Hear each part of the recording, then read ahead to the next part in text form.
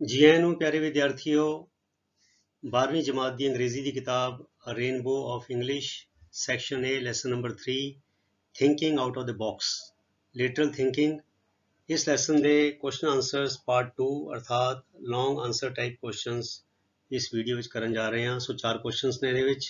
So video नूं बड़े ध्यान दे नाल सुनो, देखो ते समझो। ਜਿਹੜੇ ਇਹ ਚੌਖੇ ਸ਼ਬਦ ਆਣਗੇ ਉਹਨਾਂ ਦੇ ਅਰਥ ਦੱਸੇ ਜਾਣਗੇ, ਉਹ ਤੁਸੀਂ ਨਾਲ ਦੇ ਨਾਲ ਨੋਟ ਕਰ ਲੈਣੇ ਨੇ ਤੇ ਸਾਰੇ ਆਨਸਰਸ ਨੂੰ ਵੀ ਕਾਪੀ ਡਾਊਨ ਕਰ ਲੈਣਾ ਤੇ ਮਗਰੋਂ ਦੀ ਸਾਰੇ ਆਨਸਰਸ ਨੂੰ ਬਿਨਾਂ ਦੇਖੇ ਆਪਣੇ ਆਪ ਲਿਖਣ ਦਾ ਅਭਿਆਸ ਤੁਸੀਂ ਜ਼ਰੂਰ ਕਰਨਾ ਹੈ। ਸੋ ਸ਼ੁਰੂ ਕਰੀਏ। ਸੋ 50 to 60 वर्ड्स ਵਿੱਚ ਅਰਥਾਤ ਲੌਂਗ ਆਨਸਰ ਟਾਈਪ ਕੁਐਸਚਨਸ ਨੇ। ਪਹਿਲਾ ਕੁਐਸਚਨ ਹੈ how was ਲੇਟਲ thinking fruitful in the field of cricket, ਅਰਥਾਤ ਕ੍ਰਿਕਟ ਦੇ ਖੇਤਰ ਦੇ ਵਿੱਚ ਇਹ ਲੇਟਲ ਥਿੰਕਿੰਗ ਕਿਵੇਂ ਲਾਹੇਵੰਦ ਸੀ। ਸੋ ਇਹਦਾ ਆਨਸਰ ਇਦਾਂ ਬਣਾ ਸਕਦੇ ਹਾਂ ਆਪਾਂ, lateral thinking comma like in several other areas, ਜਿਵੇਂ ਕਿ ਦੂਜੇ ਹੋਰ ਬਹੁਤ ਸਾਰੇ ਖੇਤਰਾਂ ਦੇ ਵਿੱਚ was fruitful in the field of cricket too, ਉਹ ਕ੍ਰਿਕਟ ਦੇ ਖੇਤਰ ਵਿੱਚ ਵੀ ਲਾਹੇਵੰਦ ਸਾਬਤ ਹੋਈ। ਕੈਰੀ ਪੈਕਰ ਜੋ ਬੰਦਾ ਸੀ ਕ੍ਰਿਕਟ ਨਾਲ ਜੁੜਿਆ, ਹੀ ਬ੍ਰੌਟ ਇਨ ਦਾ ਮਤਲਬ ਇੰਟਰੋਡਿਊਸਡ, ਉਹਨੇ ਅਗਲਾ ਲੈ ਕੇ ਆਉਂਦੀਆਂ ਡੇ ਨਾਈਟ ਮੈਚਿਸ, ਉਹਨੇ ਨਵੀਂ ਚੀਜ਼ ਇੰਟਰੋਡਿਊਸ ਕੀਤੀ। And colourful balls and clothing, ਅਤੇ ਰੰਗ ਬਿਰੰਗੀਆਂ ਗੇਂਦਾਂ ਖਿੱਦੋ ਅਤੇ ਕੱਪੜੇ।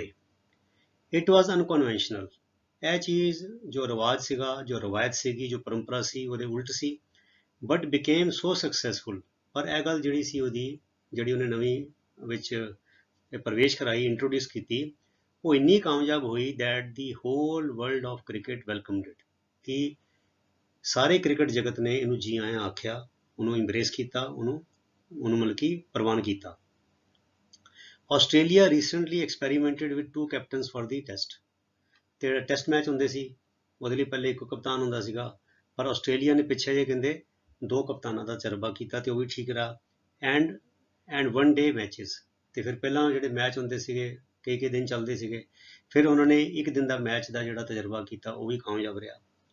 T20, ਹੁਣ ਅੱਜ ਕੱਲ੍ਹ ਨਵਾਂ ਇੱਕ ਰਿਵਾਜ ਚੱਲ ਪਿਆ T20 ਦਾ ਉਹਨੇ ਟੈਸਟ 20 ਅਰਥਾਤ 20 ਓਵਰਸ, 20 ਓਵਰ ਹੁੰਦੇ ਨੇ ਤੇ ਤਕਰੀਬਨ 80 ਮਿੰਟਾਂ ਦਾ ਜਿਹੜਾ ਇੱਕ ਬੈਟਿੰਗ ਹੁੰਦੀ ਹੈ ਤੇ ਅੱਧੇ ਘੰਟੇ ਦੀ ਹੁੰਦੀ ਹੈ ਬ੍ਰੇਕ ਹੁੰਦੀ ਹੈ, ਤੇ ਬੜੀ ਛੇਤੀ ਇਹ ਮੈਚ ਫਟਾਫਟ ਖਤਮ ਹੋ ਜਾਂਦਾ ਹੈ।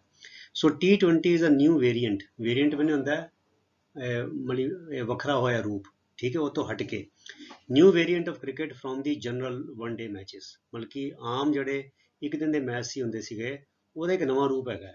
ਹੈਵਿੰਗ ਓਨਲੀ 20 ਓਵਰਸ, ਸਿਰਫ 20 ਓਵਰ ਹੁੰਦੇ ਨੇ। Despite mixed reactions from experts and fans, ਕਹਿੰਦੇ ਮਾਹਰਾਂ ਅਤੇ ਜਿਹੜੇ ਕ੍ਰਿਕਟ ਦੇ ਆਸ਼ਿਕ ਨੇ ਉਹਨਾਂ ਵੱਲੋਂ ਰਲਵੇਂ ਪ੍ਰਤੀਕਰਮ ਦੇ ਬਾਵਜੂਦ ਵੀ T20 matches have become extremely popular, ਜਿਹੜੇ T20 ਮੈਚ ਨੇ ਇਹ ਬਹੁਤ ਜ਼ਿਆਦਾ ਹਰਮਨ ਪਿਆਰੇ ਹੋ ਚੁੱਕੇ ਹਨ। ਸੋ ਇਸ ਤਰ੍ਹਾਂ ਜਿਹੜੀ ਨਵੀਆਂ ਗੱਲਾਂ ਲੇਟਰਲ ਥਿੰਕਿੰਗ ਦੇ ਪ੍ਰੋਡਕਟ ਵਜੋਂ ਇਹ ਕ੍ਰਿਕਟ ਦੇ ਵਿੱਚ ਲਿਆਂਦੀਆਂ ਗਈਆਂ, ਉਹ ਸਾਰੀਆਂ ਨੇ ਮਤਲਬ ਕਿ ਬੇਸ਼ੱਕ ਪਹਿਲਾਂ ਥੋੜ੍ਹਾ ਜਿਹਾ ਉਹਨਾਂ ਦਾ ਵਿਰੋਧ ਹੋਇਆ ਜਾਂ ਕਈ ਲੋਕਾਂ ਨੇ ਕੋਈ ਹੋਰ ਤਰ੍ਹਾਂ ਦੇ ਪ੍ਰਤੀਕਰਮ ਦਿੱਤੇ, ਪਰ ਉਹ ਚੀਜ਼ਾਂ ਕਾਮਯਾਬ ਰਹੀਆਂ। ਸੋ ਇਸ ਤਰ੍ਹਾਂ ਅਸੀਂ ਕਹਿ ਸਕਦੇ ਹਾਂ ਕਿ lateral thinking was fruitful in the field of cricket. ਅਗਲਾ ਸਵਾਲ ਹੈ how did the money lenders attempt to win the hand of the farmer's daughter. Win the hand ਹੁੰਦਾ ਬੱਚਿਓ ਹੱਥ, ਮਤਲਬ ਕਿ ਜਿੱਦਾਂ ਕਹਿਣਾ ਵੀ ਹੱਥ, ਆਪਣੀ ਕੁੜੀ ਦਾ ਹੱਥ ਉਹਦੇ ਹੱਥ ਫੜਾਇਆ, ਅਰਥਾਤ ਉਹਨਾਂ ਵਿਆਹ ਕਰ ਲਿਆ। ਸੋ ਵਿਨ ਦੀ ਹੈਂਡ ਦਾ ਮਤਲਬ ਹੁੰਦਾ ਵੀ ਫਾਰਮਰ ਦੀ ਕੁੜੀ ਦਾ ਹੱਥ ਲੈਣ। ਗੋ ਇਨ ਵੇਨ ਮੈਨੇ ਬੇਕਾਰ ਕਿਵੇਂ ਗਿਆ, ਕੀ ਬੇਕਾਰ ਗਿਆ, ਅਟੈਂਪਟ, ਉਹਦਾ ਯਤਨ। ਕਹਿੰਦੇ ਉਹ ਜਿਹੜਾ ਸ਼ਾਹੂਕਾਰ ਸੀਗਾ ਉਹਦਾ ਕੁੜੀ ਦਾ ਹੱਥ ਪ੍ਰਾਪਤ ਕਰਨ ਦਾ, ਫਾਰਮਰ ਦੀ ਕੁੜੀ ਦਾ ਹੱਥ ਪ੍ਰਾਪਤ ਕਰਨ ਦਾ ਜਿਹੜਾ ਯਤਨ ਸੀ, ਗੋ ਇਨ ਵੇਨ, ਬੇਕਾਰ ਕਿਵੇਂ ਗਿਆ, ਜਿਹੜੀ ਉਹਨੇ ਚਾਲ ਖੇਡੀ ਸੀਗੀ ਉਹ ਕਿਵੇਂ ਖਾਲੀ ਚਲੀ ਗਈ। ਸੋ ਦੇਖੀਏ ਇਹਦਾ ਜਵਾਬ ਕਿੱਦਾਂ ਤਿਆਰ ਕਰਦੇ ਹਾਂ। ਸੋ ਜਵਾਬ ਇਸ ਤਰ੍ਹਾਂ ਥੋੜਾ ਵੱਡਾ ਇਹਦਾ, the money lenders attempt to win the hand of the farmer's daughter went in vain, ਉੱਥੇ ਡਿਡ ਸੀ ਨਾ, ਸੋ ਗੋ ਦਾ ਬਣ ਜਾਏਗਾ ਵੈਂਟ ਇਨ ਵੇਨ, ਬੇਕਾਰ ਚਲਾ ਗਿਆ।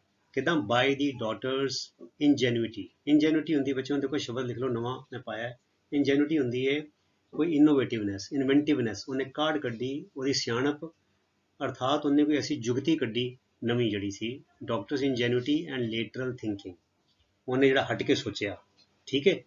ਦੀ ਮਨੀ ਲੈਂਡਰ ਹੈਡ ਕਨਿੰਗਲੀ ਮੈਨੇ ਬੜੀ ਚਤੁਰਾਈ ਦੇ ਨਾਲ, ਛਲ ਕਪਟ ਦੇ ਨਾਲ, ਹੇਰਾਫੇਰੀ ਦੇ ਨਾਲ, ਪੁੱਟ ਬੋਥ ਬਲੈਕ ਪੈਬਲਸ ਇਨ ਐਨ ਐਮਟੀ ਬੈਗ, ਉਹਨੇ ਇੱਕ ਖਾਲੀ ਝੋਲੇ ਦੇ ਵਿੱਚ ਦੋਨੋਂ ਕਾਲੇ ਰੋੜੇ ਪਾ ਦਿੱਤੇ ਸੀਗੇ। बड़ी चलाकी दे नाल creating an impossible situation for the farmers daughter. तो एक किस्म का उन्हें इदा करके वो जी किसान की कुड़ी सी उसलिए भी राह बचन का नहीं छड्डिया सीगा कि उन्हें कहा सी एक रोड़ा कढ़ना तो जे काला होएगा तो ब्याह करेगी जे चिट्टा होएगा तो ब्याह करने की लोड़ नहीं हैगी तो करजा दोनों हालतों में माफ़ कर दिता जाएगा तो जो कढ़न तो मना करती है फिर वह प्यो जेल च जाएगा। सो क्रिएटिंग एन इंपॉसिबल सिचुएशन अर्थात उसने बेचारे लिए कोई बचन का राह नहीं छड्डिया सीगा।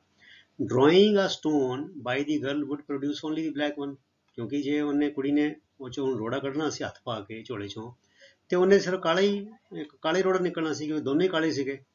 विच मैंट जिहड़ा मतलब है सी मैरिंग दी ओल्ड एंड अगली मनी लेंडर जिहड़ा मतलब सी उस बुढ़े ते भद्दे शाहूकार नाल उहनूं विआह करना पैना सी। हाउएवर पर the farmers daughter ड्रीव a payable उन्हें की कीता कुड़ी ने फार्मर दी कुड़ी ने वो पैबल कढ़िया बाहर कढ़िया रोड़ा फंबल्ड ते हथ पैरी दद्दा मारे ते लैट इट फॉल ते उहनूं डिग लैण दिता एंड मिक्स इत्थे मिक्सड नहीं हैगा बच्चों इत्थे टी कित्थों लग गया एक्स्ट्रा टी नहीं हैगा कल्ला मिक्स है बच्चों ठीक है टी एवं टाइपिंग मिस्टेक होगी। Let it fall and mix among the rocks lying on the ground rocks तो होने पत्थर रोड़े ਜਿਹੜੇ ਜ਼ਮੀਨ ਤੇ ਰੋੜੇ ਬਹੁਤ ਸਾਰੇ ਡਿੱਗੇ ਹੋਏ ਸੀਗੇ ਉਹਨੇ ਇਹਦਾ ਹੱਥ ਪੈਰ ਮਾਰੇ ਤੇ ਜਾਣ ਕੇ ਉਹ ਪੱਥਰ ਥੱਲੇ ਸੁੱਟ ਦਿੱਤਾ ਜਾਂ ਸੁੱਟ ਲੈਣ ਦਿੱਤਾ ਡਿੱਗ ਲੈਣ ਦਿੱਤਾ ਤੇ ਉਹ ਸਾਰਾ ਰਲ ਗਿਆ। ਫਿਰ ਉਹਨੇ ਐਕਟਿੰਗ ਕੀਤੀ ਬਲੇਮਿੰਗ ਹਰਸੈਲਫ ਫॉर ਬੀਇੰਗ ਕਲਮਜ਼ੀ ਤੇ ਉਹਨੇ ਆਪਣੇ ਆਪ ਨੂੰ ਝਿੜਕਿਆ ਆਪਣੇ ਨੂੰ ਦੋਸ਼ ਦਿੱਤਾ ਕਿ ਮੈਂ ਬੜੀ ਕੁਚੱਜੀ ਹੈਗੀ ਹਾਂ ਮੈਂ ਅਨਾੜੀ ਹਾਂ ਵੀ ਮੇਰੇ ਕੋਲ ਇੱਕ ਪੱਥਰ ਵੀ ਨਹੀਂ ਸਾਂਭ ਹੋਇਆ ਕਿ ਉੱਦਾਂ ਬਲੇਮਿੰਗ ਹਰਸੈਲਫ ਉਹਨੇ ਤਾਂ ਐਕਟਿੰਗ ਕੀਤੀ ਆਪਣੇ ਆਪ ਨੂੰ ਕੁਚੱਜੀ ਹੋਣ ਦਾ ਦੋਸ਼ ਦਿੰਦੇ ਹੋਏ। she then suggested फिर उन्हें सलाह दी looking at the remaining one in the bag भी चलो कोई नहीं जिहड़ा डिग गया हुण जिहड़ा एक बचिया है बैग दे विच वो देख लवो which certainly was black जिहड़ा यकीनी तौर ते काला ही सीगा ठीक है। it meant that the girl had picked the white pebble ते जिहदा मतलब यह होएगा भी जिहड़ा रोड़ा कुड़ी ने बाहर कढ़िया सी और थल्ले डिग गया वो चिट्टा सीगा ते ओहदा मतलब की चिट्टे पैबल दा which meant that she did not need to marry the money lender ਜਿਹਦਾ ਮਤਲਬ ਇਹ ਸੀਗਾ ਕਿ ਉਹਨੂੰ ਸ਼ਾਹੂਕਾਰ ਦੇ ਨਾਲ ਵਿਆਹ ਕਰਨ ਦੀ ਕੋਈ ਲੋੜ ਨਹੀਂ ਸੀ। ਸੋ ਇਸ ਤਰ੍ਹਾਂ ਉਸ ਕੁੜੀ ਦੀ ਜਿਹੜੀ ਸਿਆਣਪ ਸੀਗੀ ਉਹਨੇ ਜਿਹੜੀ ਇੱਦਾਂ ਨੈਲੇ ਤੇ ਦਹਿਲਾ ਕੀਤਾ ਤੇ ਬਾਜ਼ੀ ਜਿਹੜੀ ਸੀ ਆਪਣੇ ਹੱਕ ਵਿੱਚ ਪਲਟਾ ਲਈ ਤੇ ਜਿਹੜਾ ਉਹ ਸ਼ਾਹੂਕਾਰ ਦੀ ਜਿਹੜੀ ਈਵਲ ਡਿਜ਼ਾਈਨ ਸੀਗਾ ਇੱਥੇ ਤੁਸੀਂ ਇੱਕ ਲਾਈਨ ਹੋਰ ਐਡ ਕਰ ਸਕਦੇ ਹੋ ਜੇ ਕਰਨਾ ਹੋਵੇ ਇਟ ਇਜ਼ ਹਾਊ ਸ਼ੀ ਥਵਾਟਡ the money lenders evil design to marry her evil design ਵੀ ਉਹਦਾ ਜਿਹੜਾ ਹੈ ਇੱਕ ਸ਼ੈਤਾਨੀਅਤ ਵਾਲਾ ਜਿਹੜਾ ਉਹਦਾ ਸਕੀਮ ਸੀਗੀ ਕਿ ਮੈਂ ਇੱਦਾਂ ਚਲਾਕੀ ਖੇਡ ਕੇ ਕੁੜੀ ਨੂੰ ਭਰਮਾ ਕੇ ਆਪਣੀ ਉਹਨਾਂ ਵਿਆਹ ਕਰ ਲਾਂਗਾ। ਉਹ ਬੁੱਢਾ ਵੀ ਸੀ ਭੱਦਾ ਵੀ ਸੀਗਾ ਤੇ ਉਹਦਾ ਪਿਓ ਕਰਜ਼ੇ ਵਿੱਚ ਸੀਗਾ ਤੇ ਉਹਦਾ ਨਜਾਇਜ਼ ਫਾਇਦਾ ਉਹ ਉਠਾ ਰਿਹਾ ਸੀਗਾ। ਸੋ ਇਸ ਤਰ੍ਹਾਂ ਤੁਸੀਂ ਇਹਦਾ ਜਵਾਬ ਤਿਆਰ ਕਰ ਸਕਦੇ ਹੋ। ਇਸ ਤਰ੍ਹਾਂ ਉਹਦਾ ਜਿਹੜਾ ਅਟੈਂਪਟ ਸੀਗਾ ਉਹਦਾ ਯਤਨ ਸੀਗਾ ਸ਼ਾਹੂਕਾਰ ਦਾ ਬੇਈਮਾਨੀ ਵਾਲਾ ਉਹ ਫੇਲ ਹੋ ਗਿਆ। ਸੋ ਤੀਜਾ ਸਵਾਲ ਹੈ ਕਹਿੰਦੇ write a note on the theme of the chapter lateral thinking. ਇਹ ਜਿਹੜਾ ਚੈਪਟਰ ਹੈ ਅਧਿਆਇ ਹੈਗਾ ਪਾਠ ਲੇਟਰਲ ਥਿੰਕਿੰਗ ਹਟ ਕੇ ਸੋਚਣ ਵਾਲਾ ਇਹਦਾ ਥੀਮ ਅਰਥਾਤ ਇਹਦਾ ਵਿਸ਼ਾ ਵਸਤੂ ਕੀ ਹੈ ਇਹ ਤੇ ਇੱਕ ਨੋਟ ਲਿਖੋ। ਸੋ ਇਹਦਾ ਲਿਖ ਸਕਦੇ ਹਾਂ ਲੇਟਰਲ ਥਿੰਕਿੰਗ ਇਜ਼ ਕ੍ਰੀਏਟਿਵ। ਲੇਟਰਲ ਥਿੰਕਿੰਗ ਜਿਹੜੀ ਹੁੰਦੀ ਹੈ ਰਚਨਾਤਮਕ ਹੁੰਦੀ ਹੈ। ਇਨੋਵੇਟਿਵ ਮਤਲਬ ਕਿ ਨਵੀਂ ਕਾਢ ਕੱਢਣ ਵਾਲੀ ਹੁੰਦੀ ਹੈ ਚ ਨਵੀਂ ਗੱਲ ਸੋਚੀ ਦੀ ਹੁੰਦੀ ਹੈ। ਔਰ ਡਾਈਵਰਜੈਂਟ ਥਿੰਕਿੰਗ ਅਤੇ ਰਵਾਇਤ ਤੋਂ ਲੀਹ ਤੋਂ ਹਟ ਕੇ ਸੋਚਣ ਵਾਲੀ ਹੁੰਦੀ ਹੈ। It is thinking outside the box. ਇਹ ਇਸ ਤਰ੍ਹਾਂ ਹੈ ਕਿ ਜਿੱਦਾਂ ਡੱਬੇ ਚੋਂ ਬਾਹਰ ਨਿਕਲ ਕੇ ਸੋਚਣਾ। ਡੱਬਾ ਕੀ ਹੈ ਬੱਚਿਓ ਜੋ ਤੁਹਾਨੂੰ ਸਿੱਖਿਆ ਮਿਲੀ ਹੈ ਜਾਂ ਜੋ ਸਿੱਖਿਆ ਜੋ ਤੁਸੀਂ ਦੇਖਦੇ ਆਏ ਹੋ ਜਾਂ ਜਿਹੜੀਆਂ ਵਿਧੀਆਂ ਹਾਲ ਤੱਕ ਪ੍ਰਵਾਨਿਤ ਹੈਗੀਆਂ ਨੇ ਉਹਦੇ ਘੇਰੇ ਵਿੱਚ ਰਹਿ ਕੇ ਕੰਮ ਕਰਨਾ ਉਹਨੂੰ ਕਿਹਾ ਜਾਂਦਾ ਹੈ working with in the box. ਤੇ ਉਹ ਤੋਂ ਹਟ ਕੇ ਨਵੇਂ ਢੰਗ ਨਾਲ ਸੋਚਣਾ ਉਹਨੂੰ ਕਹਿੰਦੇ thinking outside the box. In other words ਦੂਜੇ ਸ਼ਬਦਾਂ ਵਿੱਚ it means approaching differently to a problem. ਦੂਜੇ ਸ਼ਬਦਾਂ ਵਿੱਚ ਇਹਦਾ ਮਤਲਬ ਹੈ ਕਿਸੇ ਸਮੱਸਿਆ ਦੇ ਵੱਲ ਕਿਸੇ ਵੱਖਰੇ ਢੰਗ ਦੇ ਨਾਲ ਅਪਰੋਚ ਕਰਨਾ ਵੱਖਰੇ ਢੰਗ ਦੇ ਨਾਲ ਉਹਨੂੰ ਨਜਿੱਠਣਾ ਔਰ ਡੂਇੰਗ ਸਮਥਿੰਗ ਡਿਫਰੈਂਟ ਜਾਂ ਫਿਰ ਕੋਈ ਵੱਖਰੀ ਚੀਜ਼ ਕਰਨੀ। ਕਹਿੰਦੇ intelligence is a potential that everyone possesses. ਕਹਿੰਦੇ ਬੁੱਧੀ ਉਹ ਇੱਕ ਹਥਿਆਰ ਹੈ ਜਿਹੜਾ ਹਰ ਕਿਸੇ ਕੋਲ ਤੇ ਹੈ but does not use well. ਪਰ ਹਰ ਬੰਦਾ ਇਹਨੂੰ ਠੀਕ ਢੰਗ ਦੇ ਨਾਲ ਪੂਰਨ ਢੰਗ ਦੇ ਨਾਲ ਇਸ ਬੁੱਧੀ ਨੂੰ ਦਿਮਾਗ ਨੂੰ ਵਰਤਦਾ ਨਹੀਂ ਹੈਗਾ। Thinking is a skill to use that potential properly. ਜਿਹੜਾ ਸੋਚਣਾ ਵਿਚਾਰਨਾ ਹੈ ਉਹ ਇਹ ਐਸੀ ਕਲਾ ਹੈ ਜਿਹੜੀ ਇਸ ਹਥਿਆਰ ਨੂੰ ਇਸ ਇੰਟੈਲੀਜੈਂਸ ਨੂੰ ਸਹੀ ਢੰਗ ਨਾਲ ਵਰਤਣ ਦੀ ਇੱਕ ਕਲਾ ਹੈ ਉਹ 'ਚ ਸਾਡੀ ਮਦਦ ਕਰਦੀ ਹੈ। And lateral thinking channels our intelligence suitably. ਤੇ ਜੇ ਬੰਦਾ ਹਟ ਕੇ ਸੋਚਣਾ ਸ਼ੁਰੂ ਕਰ ਦੇ, ਲੇਟਰਲ ਥਿੰਕਿੰਗ ਜਿਹੜੀ ਹੈਗੀ ਹੈ, ਲੀ ਤੋਂ ਹਟ ਕੇ ਸੋਚਣ ਦੀ ਹੈ, ਭੀੜ ਤੋਂ ਹਟ ਕੇ ਸੋਚਣ ਵਾਲੀ ਜਿਹੜੀ ਹੈਗੀ ਹੈ, ਉਹ ਚੈਨਲਸ ਬਣੇ ਇੱਕ ਤਰਤੀਬ ਵਿੱਚ ਲਿਆ ਦਿੰਦੀ ਹੈ, ਫੋਕਸ ਕਰ ਦਿੰਦੀ ਹੈ, ਉਹਨੂੰ ਕੇਂਦਰਿਤ ਕਰ ਦਿੰਦੀ ਹੈ ਸਾਡੀ ਇੰਟੈਲੀਜੈਂਸ ਨੂੰ ਸੂਟੇਬਲੀ, ਬੜੇ ਸੁਚੱਜੇ ਢੰਗ ਦੇ ਨਾਲ। It helps us think in multiple directions and find a solution to the most complex problems। ਇਹ ਜਿਹੜੀ ਵਿਚਾਰ ਹੈ, ਲੇਟਰਲ ਥਿੰਕਿੰਗ ਹੈ, ਇਹ ਸਾਨੂੰ ਕਈ ਦਿਸ਼ਾਵਾਂ ਵਿੱਚ, ਕਈ ਪੱਖਾਂ ਤੋਂ ਜਾਂ ਕਈ ਕੋਣਾਂ ਤੋਂ ਸੋਚਣ ਦਾ, ਸਾਨੂੰ ਸੋਚਣ 'ਚ ਮਦਦ ਕਰਦੀ ਹੈ। And find a solution to the most complex problem, ਮਤਲਬ ਗੁੰਝਲਦਾਰ ਤੋਂ ਗੁੰਝਲਦਾਰ, ਸਭ ਤੋਂ ਗੁੰਝਲਦਾਰ ਜਿਹੜੀ ਸਮੱਸਿਆਵਾਂ ਨੇ, ਉਹਦਾ ਹੱਲ ਲੱਭਣ ਵਿੱਚ ਵੀ ਸਾਡੀ ਸਹਾਇਤਾ ਕਰਦੀ ਹੈ। ਇਹ ਜਿਹੜੀ ਆਦਤ ਹੈ ਸਾਡੀ। ਇਟ ਡਿਫਾਈਜ਼ ਲੌਜਿਕ, ਡਿਫਾਈਜ਼ ਬਣੇ ਚੈਲੰਜਿਸ, ਇਹ ਜਿਹੜਾ ਤਰਕ ਹੈ, ਦਲੀਲ ਹੈ, ਉਹਨੂੰ ਇੱਕ ਕਿਸਮ ਦਾ ਚੁਣੌਤੀ ਦਿੰਦੀ ਹੈ, ਵੰਗਾਰ ਦਿੰਦੀ ਹੈ। ਐਂਡ ਟ੍ਰਡੀਸ਼ਨ ਅਤੇ ਰਵਾਇਤ ਨੂੰ, ਜੋ ਰਿਵਾਜ ਬਣਿਆ ਹੋਇਆ ਉਹਦੇ ਖਿਲਾਫ ਜਾਂਦੀ ਹੈ। And six to change the existing pieces of life chess, ਤੇ ਜੋ ਜ਼ਿੰਦਗੀ ਦੀ ਜੋ ਸ਼ਤਰੰਜ ਦੀ ਬਾਜੀ ਹੈ, ਜ਼ਿੰਦਗੀ ਦੀ ਸ਼ਤਰੰਜ ਦੀ ਬਾਜੀ ਹੈ, ਉਹਦੇ ਜਿਹੜੇ ਸਾਨੂੰ ਪਿਆਦੇ ਮਿਲੇ ਹੋਏ ਨੇ, ਜਿਹੜੇ ਐਗਜ਼ਿਸਟਿੰਗ ਪਿਆਦੇ ਨੇ, ਉਹਨਾਂ ਨੂੰ ਬਦਲਣ ਦੇ ਵਿੱਚ, ਉਹਨਾਂ ਨੂੰ ਲਾਂਭੇ ਕਰਨ 'ਚ, ਨਵੇਂ ਪਿਆਦੇ ਤਿਆਰ ਕਰਨ 'ਚ, ਤਿਆਰ ਕਰਨ ਵਾਲੇ ਪਾਸੇ ਹੈ ਸਾਨੂੰ ਤੋਰਦੀ ਹੈ। ਸੋ six to change the existing pieces of life chess, ਜੋ ਜ਼ਿੰਦਗੀ ਦੀ ਸ਼ਤਰੰਜ ਦੀ ਬਾਜੀ ਹੈ, ਉਹਦੇ ਪੀਸ ਜਿਹੜੇ ਨੇ, ਜਿਹੜੇ ਸਾਨੂੰ ਪੀਸ ਮਿਲੇ ਨੇ, ਉਹਨਾਂ ਨਾਲ ਖੇਡਣ ਦੀ ਬਜਾਏ ਉਹ ਪੀਸ ਨੂੰ ਬਦਲ ਦੇਣ ਦੀ ਜਿਹੜੀ ਹੈ ਉਹ ਮਾਦਾ ਪੈਦਾ ਕਰਦੀ ਹੈ। ਇਹਦਾ ਲੇਟਰਲ ਥਿੰਕਿੰਗ ਦਾ ਜਿਹੜਾ ਹੈ, ਇੱਕ ਕਿਸਮ ਦਾ ਸਾਡਾ ਉਹਦਾ ਵਿਸ਼ਾ ਵਸਤੂ ਹੈਗਾ। ਆਖਰੀ ਕੁਐਸਚਨ ਆ ਗਿਆ, ਹਾਊ ਡਿਡ ਲੇਟਰਲ ਥਿੰਕਿੰਗ ਹੈਲਪ ਦੀ ਮਿਲੀਅਨੇਅਰ। ਜਿਹੜਾ ਉਹ ਕਰੋੜਪਤੀ ਸੀਗਾ, ਉਹਦੀ ਲੇਟਰਲ ਥਿੰਕਿੰਗ ਨੇ ਕਿਵੇਂ ਮਦਦ ਕੀਤੀ। So Thomas, a millionaire American businessman, had once to go abroad for a few weeks. ਇੱਕ ਅਮਰੀਕਨ ਬਿਜ਼ਨਸਮੈਨ, ਕਰੋੜਪਤੀ ਜਿਹੜਾ ਥਾਮਸ ਨਾਮ ਦਾ ਸੀਗਾ, ਉਹਨੂੰ ਕੁਝ ਹਫ਼ਤਿਆਂ ਲਈ ਵਿਦੇਸ਼ ਜਾਣਾ ਸੀਗਾ। He was concerned about leaving behind his expensive Ferrari safely and economically।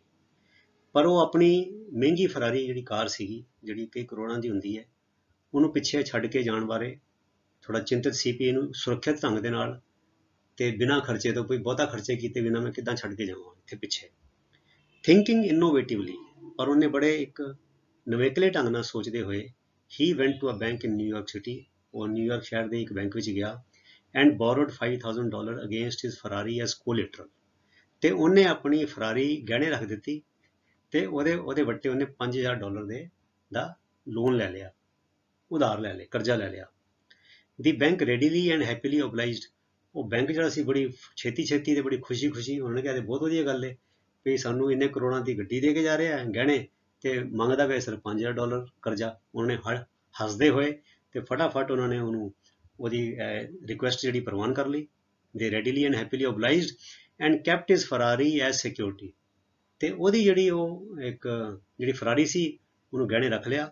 ਤੇ ਕਿੱਥੇ ਰੱਖਿਆ? ਇਨ ਦੀ ਬੈਂਕਸ ਅੰਡਰਗਰਾਊਂਡ ਗਰਾਜ, ਤੇ ਬੈਂਕ ਦੀ ਅੰਡਰਗਰਾਊਂਡ ਗਰਾਜ ਵਿੱਚ ਰੱਖ ਦਿੱਤਾ, ਜਿੱਥੇ ਬਿਲਕੁਲ ਨਾ ਕੋਈ ਮਿੱਟੀ ਘੱਟਾ, ਔਰ ਕੋਈ ਉੱਥੇ ਆ ਕੇ ਆਉਂਦਾ ਜਾਂਦਾ ਬੰਦਾ ਕੋਈ ਉਹਨੂੰ ਛੇੜਖਾਨੀ ਵੀ ਨਹੀਂ ਕਰੇਗਾ, ਕੋਈ ਝਰੀਟ ਵੀ ਨਹੀਂ ਮਾਰੇਗਾ। ਨਹੀਂ ਤੇ ਪਾਰਕਿੰਗ ਸਪੇਸ ਵਿੱਚ ਇੱਦਾਂ ਕੋਈ ਨਾ ਕੋਈ ਡੈਮੇਜ ਹੋਣ ਦਾ ਖਤਰਾ ਰਹਿੰਦਾ, ਜਿਹੜੀਆਂ ਬਾਹਰ ਹੁੰਦੀਆਂ। ਦੀ ਮਿਲੀਅਨੇਅਰ ਰਿਟਰਨਡ ਆਫਟਰ 2 ਵੀਕਸ, ਜਿਹੜਾ ਉਹ ਕਰੋੜਪਤੀ ਸੀਗਾ ਉਹ 2 ਹਫ਼ਤਿਆਂ ਬਾਅਦ ਮੁੜਿਆ, and paid back the ਬੋਰੋਡ amount of $5,000 plus $15 interest. ਤੇ ਉਹਨੇ ਨਾਲ ਕੀ ਕੀਤਾ, ਜਿਹੜੇ ਉਹਨੇ $5,000 ਉਧਾਰ ਲਏ ਸੀਗੇ ਉਹ ਮੋੜ ਦਿੱਤੇ, ਤੇ ਨਾਲ $15 ਵਿਆਜ 2 ਹਫ਼ਤਿਆਂ ਦਾ। $5,000 ਤੇ ਇੰਨਾ ਕੀ ਵਿਆਜ ਲੱਗਣਾ ਸੀਗਾ, ਉਹਨਾਂ ਦੇਸ਼ਾਂ 'ਚ ਵਿਆਜ ਵੀ ਜ਼ਿਆਦਾ ਨਹੀਂ ਹੁੰਦਾ। ਸੋ $15 ਦਾ 2 ਹਫ਼ਤਿਆਂ ਦਾ ਵਿਆਜ $5,000 ਦੇ ਉੱਤੇ ਉਹਨੇ ਉਹ ਵੀ ਮੋੜ ਦਿੱਤਾ। ਉਹਨੇ 5,000 ਤੇ $15 ਮੋੜ ਦਿੱਤੇ।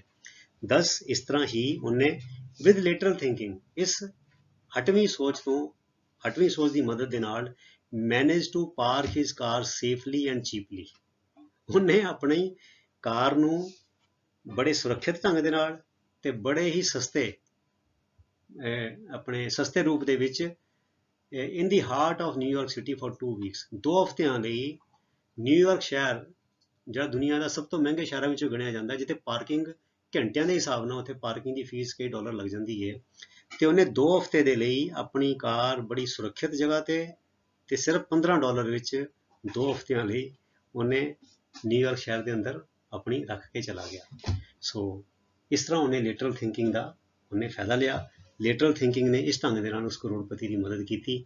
ਸੋ ਬੱਚਿਓ, ਇਹ ਲੇਖ ਬੜਾ ਹੀ ਵਧੀਆ ਸੀ। ਇਹ 'ਚ ਕੋ ਫਾਰਮਰ ਕਿਸਾਨ ਦੀ ਕੁੜੀ ਦੀ ਸਿਆਣਪ ਦੱਸੀ ਹੈ ਤੇ ਇੱਕ ਹੈ ਇੱਥੇ ਮਿਲੀਅਨਰ ਦੀ ਸਿਆਣਪ ਦੱਸੀ ਹੈ। ਸੋ ਇਹ ਦੋ ਕਹਾਣੀਆਂ ਰਾਹੀਂ ਸਾਨੂੰ ਇੱਕ ਪ੍ਰੇਰਨਾ ਮਿਲਦੀ ਹੈ ਕਿ ਅਸੀਂ ਲੀ ਤੋਂ ਹਟ ਕੇ ਸੋਚਣ ਦੀ ਵੀ ਸਾਨੂੰ ਆਦਤ ਪਾਉਣੀ ਚਾਹੀਦੀ ਹੈ।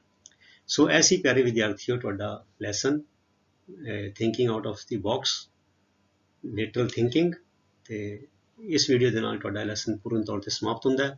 ਅਸੀਂ ਰੀਡਿੰਗ ਟਰਾਂਸਲੇਸ਼ਨ ਵੀ ਕਰ ਲਈ, ਸ਼ਾਰਟ ਆਨਸਰ ਕੁਐਸਚਨ ਵੀ ਕਰ ਲਏ, ਲੌਂਗ ਆਨਸਰ ਵੀ, ਵੋਕੈਬਲਰੀ ਐਕਸਰਸਾਈਜ਼ ਵੀ ਤੇ ਗ੍ਰਾਮਰ ਐਕਸਰਸਾਈਜ਼ ਵੀ। ਸੋ ਤੁਸੀਂ ਇਸੇ ਤਰ੍ਹਾਂ ਨੇਮ ਨਾਲ, ਉਤਸ਼ਾਹ ਨਾਲ ਆਪਣੀ ਪੜ੍ਹਾਈ ਕਰੀ ਚਲੋ ਤੇ ਅਗਲੀ ਵੀਡੀਓ ਤੱਕ ਲਈ ਗੁੱਡ ਬਾਏ। ਤੁਹਾਡਾ ਸਾਰਿਆਂ ਦਾ ਬਹੁਤ ਬਹੁਤ ਧੰਨਵਾਦ। ਰੱਬ ਰਾਖਾ। Thank you very much.